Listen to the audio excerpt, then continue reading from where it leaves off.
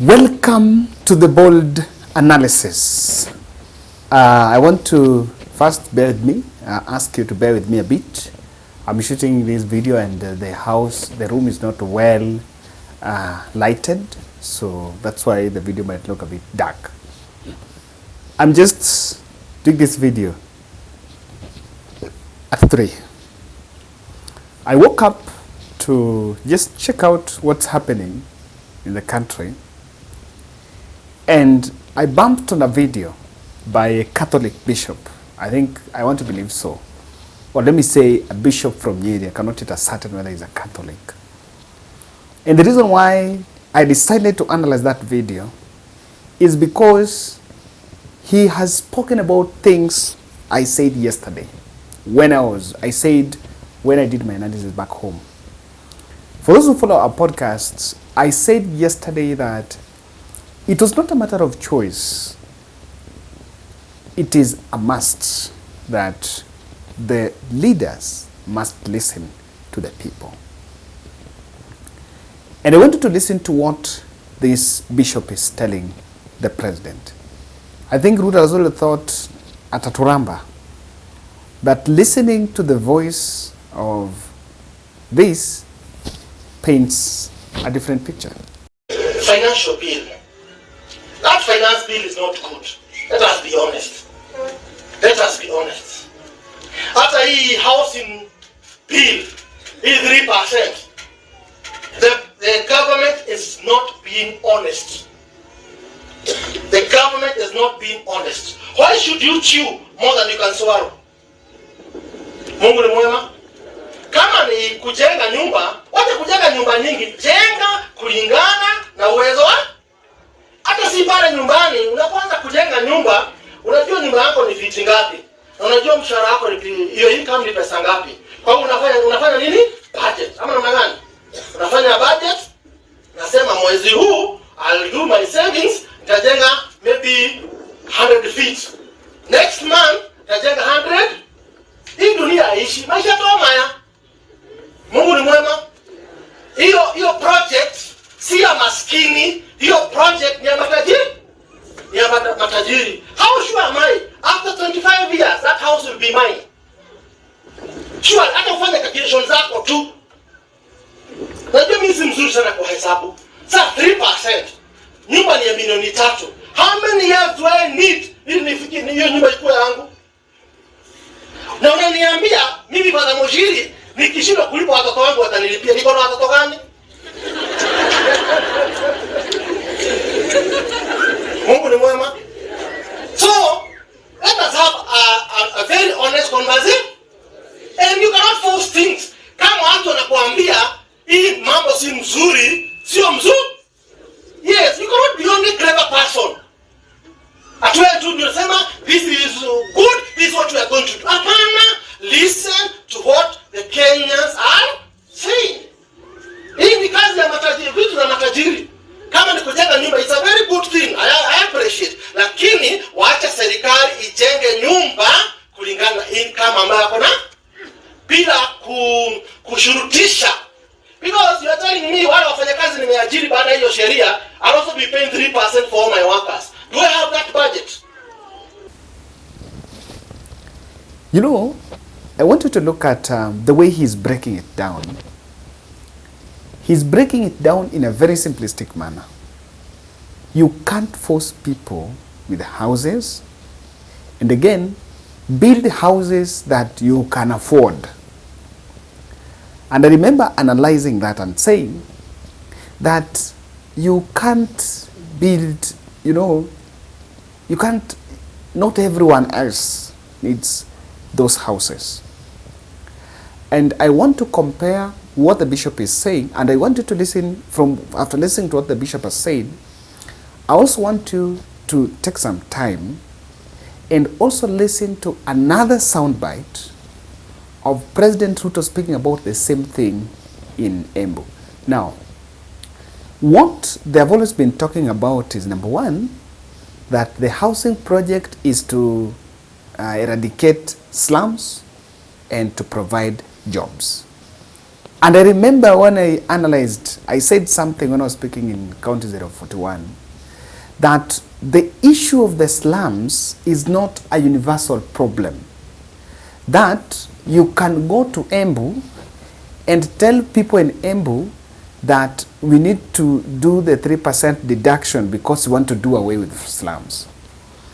That is what, and if you look at the audience the bishop is addressing there, I doubt whether they have, it's really, even those voices that are there, where the issue of the slum is even getting to their mind. Whether it even makes sense, they can even make sense of the talk about slum. Now, I wanted to prepare, after comparing, I wanted to compare that with what the president spoke about the same housing fund when he was speaking in Embu earlier on Friday. Hawa wengi mnatulipa mshahara. Rais analipwa na wananchi. Huyu mjumbe wenu analipwa na wananchi. Msiambiwa analipwa na serikali. Hakuna mtu anaitwa serikali. Serikali ndio sisi, ndio wananchi wa Kenya. Nyinyi mnanielewa? So sisi tunalipwa na wananchi. Mimi napata mortgage ya 3%. Huyu mkunji anapata mortgage ya 3% kununua nyumba. Lakini ule mwananchi ametupigia kura anapata mortgage ya 20%. 17%. Hapo iko ungwana.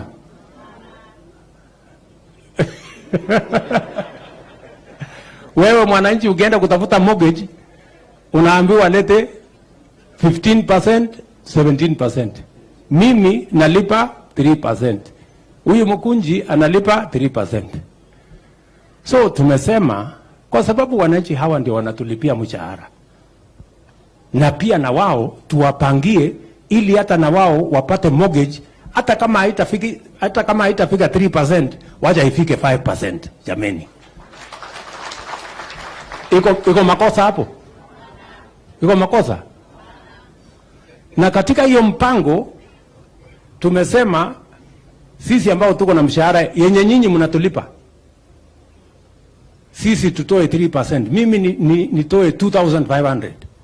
Sasa 2,500 wewe mgunji, tutakombana na hao wananchi mambo ya 2,500 ili mwananchi huyu apate mortgage hata na yeye mtoto wake apate kazi. Sasa mimi nasikia kuna watu wanakuja wanawaambia hapana, usikubali hii mambo ya mortgage. Wewe kwanza huna mshahara. Ule yako na mshahara anakuja kukuambia ati upinge. Sasa unajua hii dunia iko na utapeli mingi sana. Now, you can draw the parallels. The president saying those who are making us get money, and in fact the UD administration had made that there is blackmail of making it look like a donation.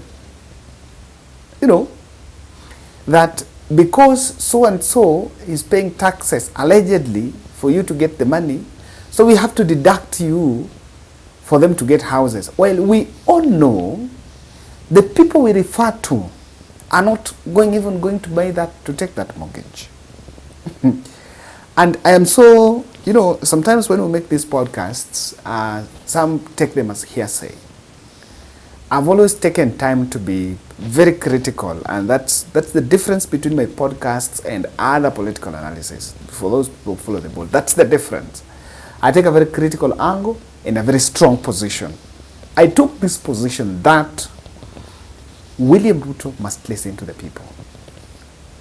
And this is because the biggest tragedy we have in this country is that leaders are enjoying some sort of a following, and because we're just from an election, and they seem to have a feeling that people love me and no one will oppose what I say, or because I have a convincing power, I'm going to convince them. And the journey, the process of turning, and because of that, the leadership has found a way of just converting opinions into laws without a clear path of public participation, we are directly, if I wake up and think, the way I think this is how it should be done, then that is how it is done. And anyone else who is saying contrary is dismissed as a noisemaker. That is the biggest tragedy. Rigathi Gachagua is saying that is calling the Azimio team, and you know, Azimio, and not even Azimio, even us, even the journalists, we are being profiled as detractors. So because we are detractors, we don't have a voice. There is nothing we can say about it. And that is the biggest problem. I am very happy, and I'm really very excited that that statement is coming from someone from Mount Kenya and is speaking to the people there. The second reason why I'm also very excited is that the person speaking there is a clergy. This is because William Ruto used the same church to hoodwink the voters in the mountain. He used the same bishops to convince people that he was the God they have been waiting for. And so if the same people, church members, can come up, the same clergy can come up and say, the president, you are wrong in this, I am glad. I remember saying that because the evangelicals were taking credit to have put Ruto in power, and they convinced the population that the government was put there by God, there is also a role bestowed in their shoulders to make sure that the government they voted, they really supported, is put accountable. So this accountability talk, the church stepping up, it is something that is a welcome call. Because the discussion about accountability should not be left to politicians. I am telling you, I'm very selfish at this point, because when it is politicians that are raising questions about things that are going on wrong, they're highly being profiled as being antagonists just because of a political competition. For example, the Azimio wing can call a press briefing and register their dissatisfaction with the finance bill. But a media will not give more attention to what they are saying, because to some extent they are mere opposition leaders. So a church which plays a neutral ground, and now in this case from a region which was highly used to campaign for William Ruto coming out, it is what we call a story, it is what we call in news as a man bites a dog, not the dog bites a man. And it's something that's very critical. There is some three stuff. There are some three outcomes of what is happening. The resultant effect of forcing this finance bill down people's throat is going to be a turning point. For quite so long, our political turning point has been on ethnic animosity, or not, let me not animosity, and personality attacks and antagonism. Personality antagonism is what happened in Mount Kenya last time, where Uhuru Kenyatta was pushed to the periphery and profiled as the devil that really never helped the region. But when this is happening, and it is a question about taxation, a question that something that affects someone in Mombasa, Siaya, Nyeri, Kapenguria, and Namanga, then that means the country can have a honest discussion about what is happening. I know even some of our viewers look at what we say and what some of the analysis we make, and even us, we are being profiled as critics. But this question is not about who is talking and who is not talking. It is a question of where is the majority. I was watching news just at 9 on Friday, and I realized that out of the 66 organizations and bodies that appeared before parliamentary committee to give their views on the finance bill, only 11 are supporting the finance bill. So only 55 are objecting different provisions in the finance bill. And I'm putting my eye open. If the parliament is going to pass that finance bill as it is, then it is a true testament that the voice of the people will not be listened to. That's number 2. So it is very clear that the ground will definitely shift. Number 2, President William Ruto. I think Kenyans will confront you. That's the challenge.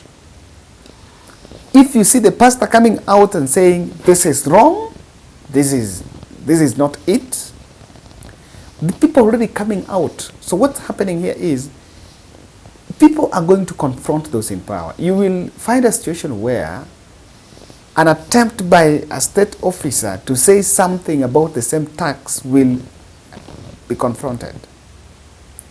And they will find the ground very slippery. That is the truth. Very slippery. And it is a wake-up call.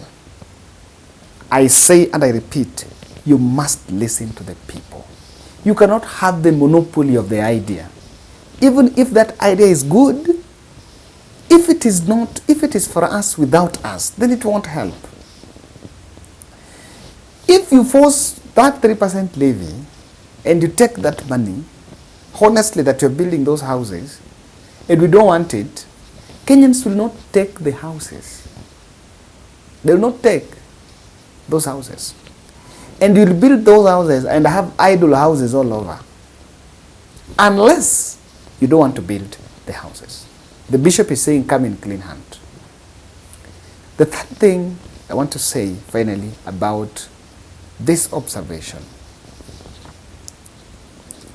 is that the messaging on the taxation on government side is not being taken down. And even those who are bestowed with the responsibility of channeling the government policies to the ground are also afraid. I want to tell William Ruto, and I will analyze this, not even Musalia Mudavadi is talking about the housing fund. Not. Rigathi Gachagua is only supporting, the only two people, Rigathi Gachagua and William Ruto. Apart from the two of you, from the other members of cabinet to members of parliament to MCAs to everyone to the provincial administration, there is no messaging on this. And if this bill is passed as it is, then it is true that Ruto does not receive good intelligence or is being misled on this matter. But I don't want to be myopic to think he's being misled. He knows what he's doing. This is something in the mind, and the motive is a highly guarded secret. Hii hata kama inikuwa imrambe, iturambe, hii hata yeta mramba. The housing fund, the taxation, this finance bill, kama inadhani inafaa imrambe, iturambe, hata yeta mramba. It's a matter of wait and see. Thank you.